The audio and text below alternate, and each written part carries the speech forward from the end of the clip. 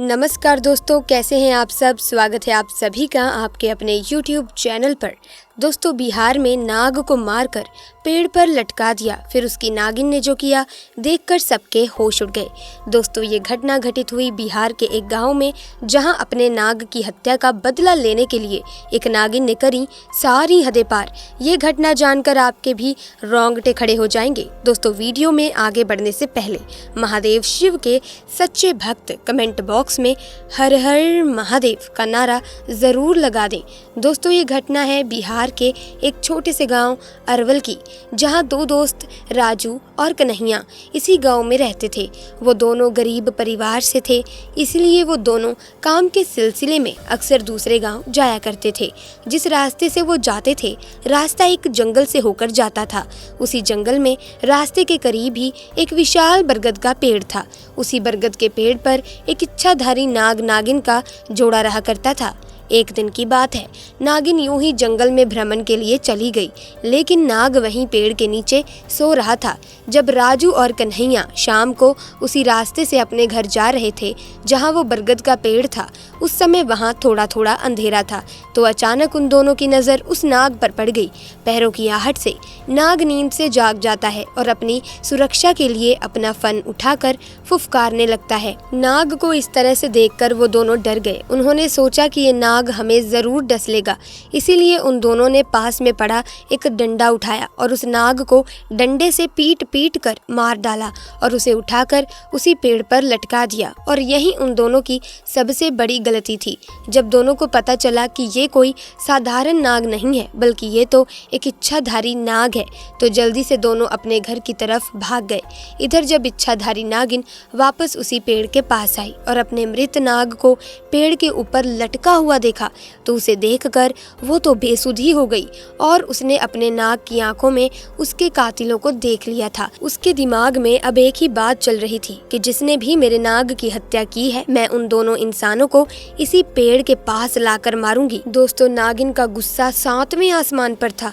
ऐसे में दोस्तों, आपको बता दें कि नाग नागिन एक दूसरे से बहुत प्रेम करते हैं, एक दूसरे के बिना ये नहीं रह सकते। ऐसे में अगर कोई किसी एक को मारकर कोई व्यक्ति इन्हें एक दूसरे से जुदा कर दे, तो ये अपना बदला बड़े ही भयानक तरीके से उस व्यक्ति को मारकर पूरा करते हैं, फिर चाहे उसे कितना भी इंतजार क्यों न करना पड़े। ऐसे में उसने बहुत सालों तक उसी पेड़ पर रहकर अपने नाग के कातिलों का इंतजार किया, परंतु राजू और कन्हैया ने उस घटना के बाद से उस स्थान से निकलना ही बंद कर दिया था। परंतु इच्छाधारी नागिन अपने नाग की हत्या का बदला लेने के लिए बहुत ही ज्यादा तड़प रही थी। उसके सब्र का बांध अब टूट चुका था। उसने निश्चित किया कि अब मैं गांव में जाकर ही दोनों हथियारों से बदला लूंगी।